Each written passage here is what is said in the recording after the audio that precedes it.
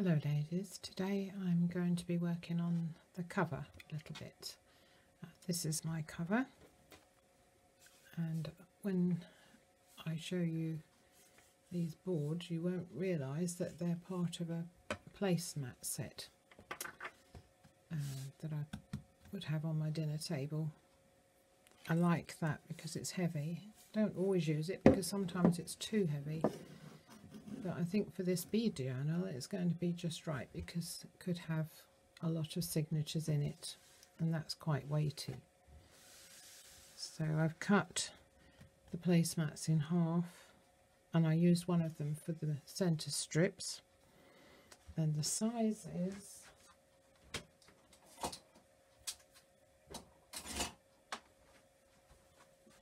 I know it's hard to tell on the screen. So in inches, it's just short of 6 wide inches,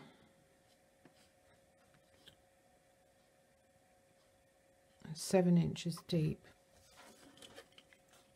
and the spine is 2.5 inches. In centimetres, that's going to be 22 centimetres by 15, and the spine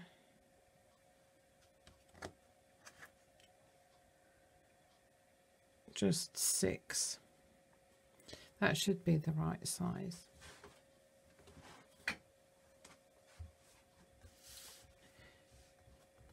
I can't show you exactly how I made this because it was somebody else's design, Mrs. Cogg's design it was, and she's got a how to do it video on her channel, so I don't want to use that and pretend it's mine. But what I can do is show you and then you can work it out for yourself. I have got a little gap down here that allows for you to open and shut the journal really comfortably, and it sits really nicely like so.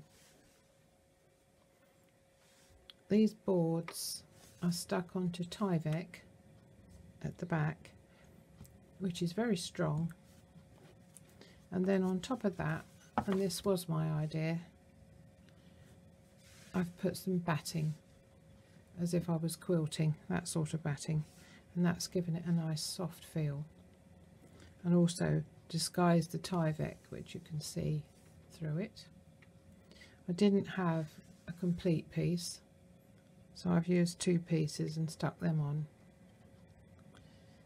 And then for the cover on the outside I've got some pretty pale green material which is left over from something else. It's always good to use what you've already got. That's what junk journals are really all about.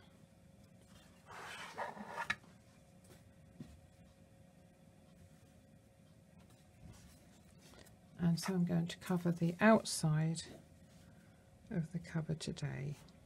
So I'm just going to lay it on there like that. Let's go out a little bit more.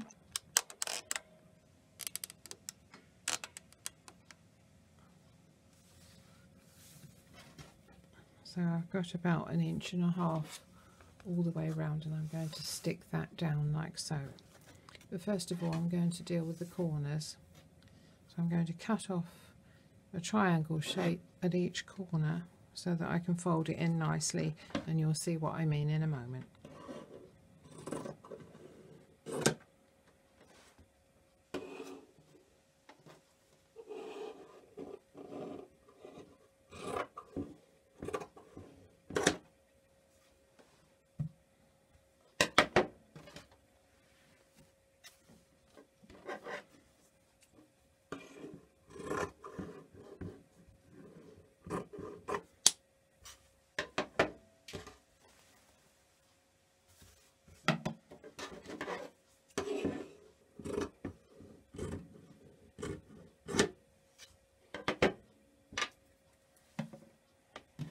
I shall keep those pieces because they're useful for clusters.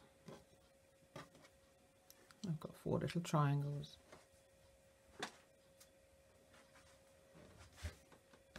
So now I'm going to glue and stick. I'm using the Fabri-Tac because I find that's the best thing to use.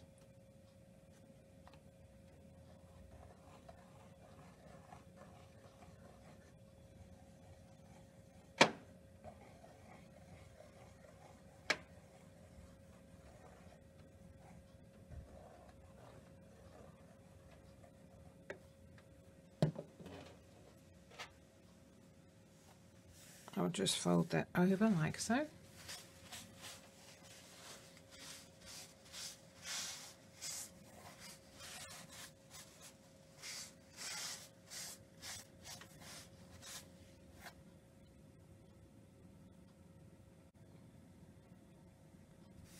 And now I've done all the 4 sides. Now you can see why I cut off the corners, because you get a much better corner if you do that, and it's not so bulky. So it's not quite dry yet. That's how it's going to be. And on this side it feels really nice and soft. This is not stuck down, only the edges.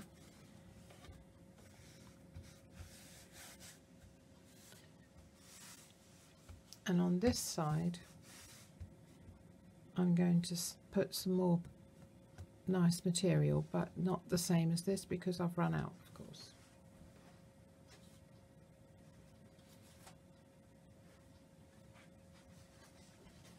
I have, however, got some curtaining material. I bought some new curtains for one of the bedroom windows, and this is taken from the old ones. So I shall cover the inside with that. Cut it smaller than the actual cover itself. But I shall also put a pocket here and a pocket there on the inside cover. And so that's going to take a bit more work. It's not very thick either. It's strong, but not very thick.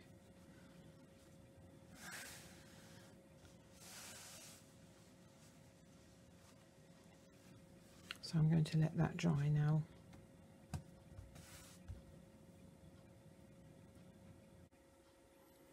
I'm going to measure the size that this piece needs to be.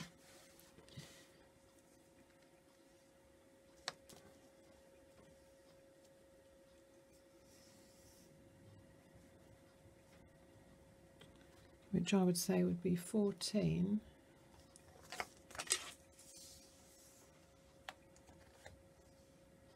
by 8,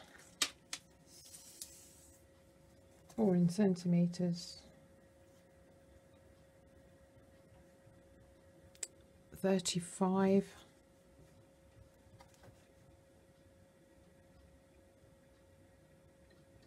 by 20. Or 21 if you want to be generous.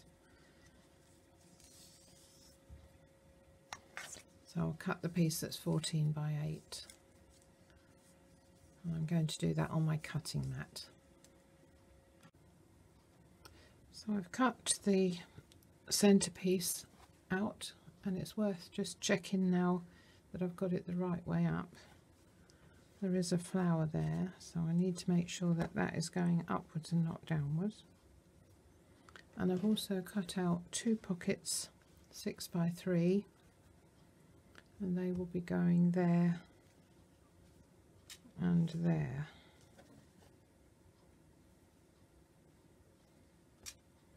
But I might, by the time I've edged them, they'll be smaller than that, and I'll need to find something to sew along the top here.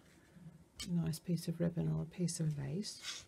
So now I'm going to take this to the sewing machine and sew the pockets on and zigzag round the edge so it doesn't fray, and then I'll come back, stick it on. So now, as you can see, I've sewn around the edge of the lining, and I've also sewn on 2 pockets, one on the front and one for the back. I found some ribbon which I thought went very well with the front cover, both green. So now I'm going to stick this onto the cover itself, and here I've got to be careful because if I put too much glue on, it's going to show through, and if I don't put enough on, it's not going to stick. So I'm going to do one side at a time, using the Fabri-Tac, and as little as I can get away with.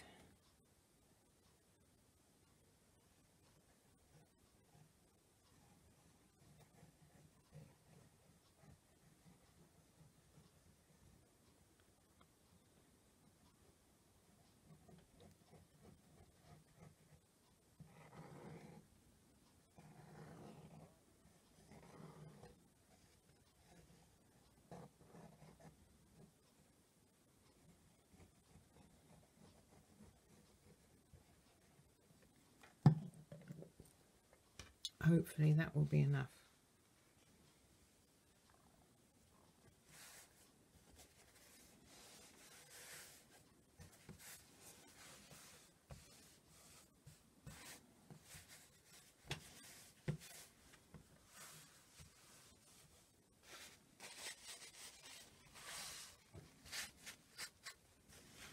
Obviously you can pay attention more to the corners once you've got it sat down.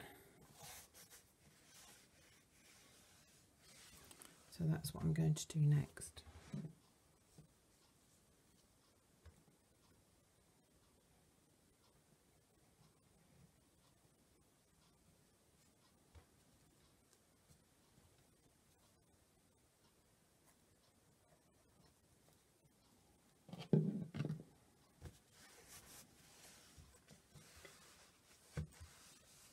If it does come through here, it's not a disaster because you can always cover it up with some ephemera, and there will be things in the pocket.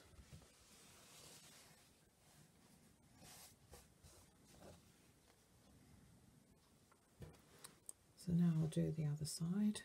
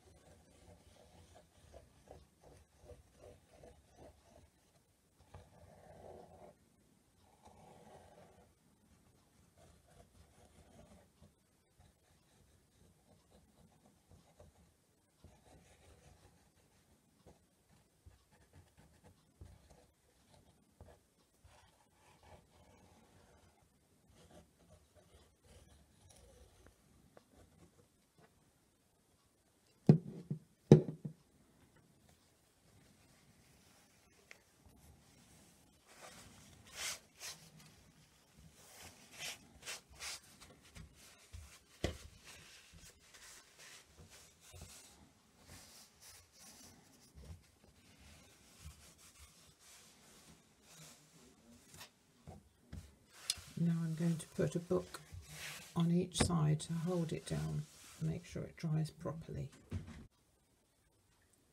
So there's the lining on, and the pockets in, all stuck down and ready for the filling. Notice I didn't put the pockets across the spine. And on this side it's plain at the moment, ready for decorating.